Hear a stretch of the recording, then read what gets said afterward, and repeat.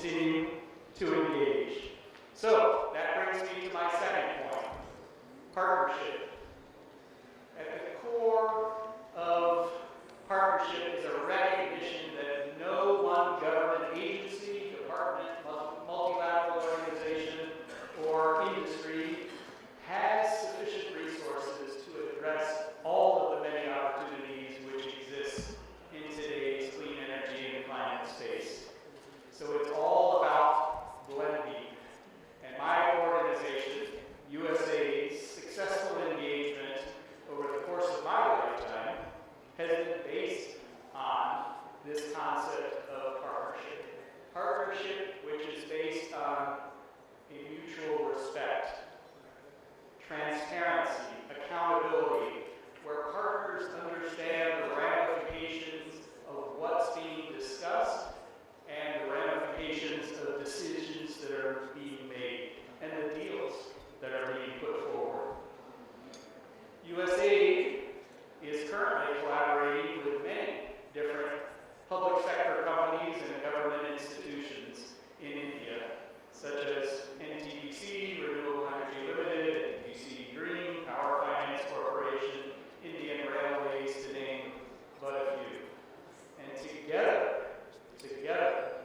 we all deploy renewable energy solutions to better meet net zero targets. As just but one example, we're working with NTPC to leverage $45 billion available for the deployment of 60 gigawatts of renewable energy by 2030. We forged collaborative partnerships with multilateral organizations also. Some of you may have seen the electric mobility charging stations around Delhi. Many of these were conceptualized initially by USAID. We put forward the business plan.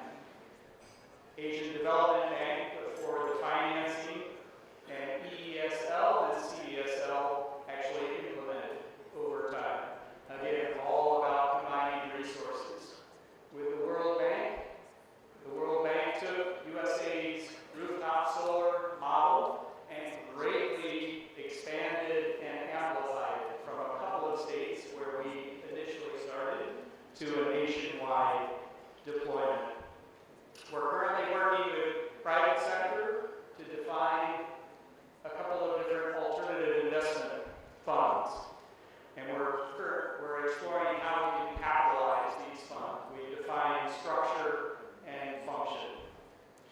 At the core of partnership is the concept that different parties bring different resources, and collectively these resources, whether they're ideas, creativity, advocacy, technical expertise from people in this room, physical assets, or finance, will allow the impact to be greater than if those parties worked in isolation.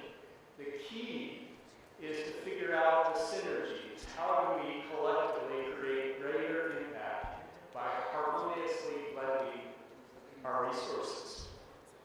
All resources are important, but let me touch on one in greater detail, and that is finance. USAID has been working for many years with Indian financial institutions to structure what's called loan portfolio guarantees. And over the past couple of years, we partnered with the U.S. Development Finance Corporation, which is essentially the U.S. government's development bank, to structure these partnerships. In the Indo-Pacific Office, which is where I'm currently working, we have 5 such partnerships with Indian financial institutions today, but all across our mission in various sectors: agroforestry, agriculture, water sanitation, and health, as well as in clean energy and climate. We've structured these partnerships. Technologies such as solar or e-mobility, it allows these financial institutions to invest, particularly with